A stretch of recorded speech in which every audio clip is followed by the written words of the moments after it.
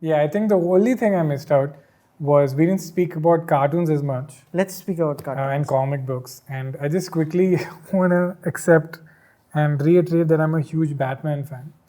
And when I was a kid, I've come full circle. Like when I was a kid, I was instantly attracted to anything Batman, and I didn't know why. Because you're a kid, you're like, dude in the black suit, cool. And then as I grew older, I understood why I like Batman so much. It's because it's the hardest writing restriction for a creator.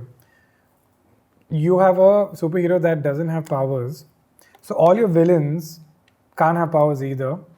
So he's a psychological superhero, so your villains are also psychological. Right. So that's why you have such iconic villains like Joker and Two-Face. Because the writer was like, because the laziest way to make a villain is superhero ka evil version. Superman, Zod, evil Superman. Spider-Man also, interestingly, I like Batman and Spider-Man because the writing is so beautiful. Spider-Man, Marvel's biggest strength is relatability. Batman's unfortunately a billionaire, while Spider-Man can't pay rent. Yeah. He's not cool, girlfriend doesn't like him, friends don't like him, can't keep a job, which is such a master stroke in a relatable character. But anything Batman. So Batman animated series, have you seen the animated series? I haven't seen the animated series. So Paul Dini made the animated series. ये कब आई थी? Sorry, I ये don't know. 90s में आया था. Okay. So the Tim Burton Batman came out. हाँ.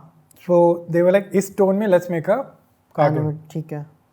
And it was the first adult themes, stuff like grief and guilt and regret, consequences, pain, like stuff like that was explored. And a very cool fact is that they were like, how do we crack this film noir treatment to an animated show? Because Tim Burton did the film noir for the Batman series. Which again, we don't have time to talk about this, but there's also a tough thing to make. You have to choose the right tonality so things don't look ridiculous. Yeah. It's a very tough skill. Green Lantern fucked up with that. Batman, you really get the tone right, because if you pause, it's a grown-ass guy in a bad costume, which is ridiculous. Even Spider-Man, if you see set photos of Spider-Man, he looks ridiculous. This guy standing like this with the webbing. It looks like an insane person. But tonality is such an important thing to crack, which good directors and writers do, is so that things don't look ridiculous. You buy into the ridiculousness of it, and you're taken seriously. Even Nolan did it very well, where there were some scenes where it breaks, when I think Batman is in the day and he's talking to Gordon, and you're like, this guy's wearing a mask, dude. He's wearing a mask and he's telling Gordon something. It's very jarring because you're like, ye kya ho raha hai? This is... For me, it also breaks in the Dark Knight Rises a lot. That's yeah, a lot. Tonality breaks happen. Tonality काफी. So Tim Burton really figured out that this is a ridiculous character. One of the earliest times they did because Superman was treated like it's not real, but Batman had to be treated like it's real. So that gothic architecture, film noir, masked the ridiculousness of a brooding adult billionaire dressed up as a bat. So when they had to do the animated series, they're like, how do we add film noir to cartoons? So it's one of the few shows which was painted on black chart paper. Because they were like, we have so much black in this show, let's just save ink and paint everything on black paper so that we can just highlight certain aspects to give it that film noir feel. Yeah. Which is such a great call tonality wise.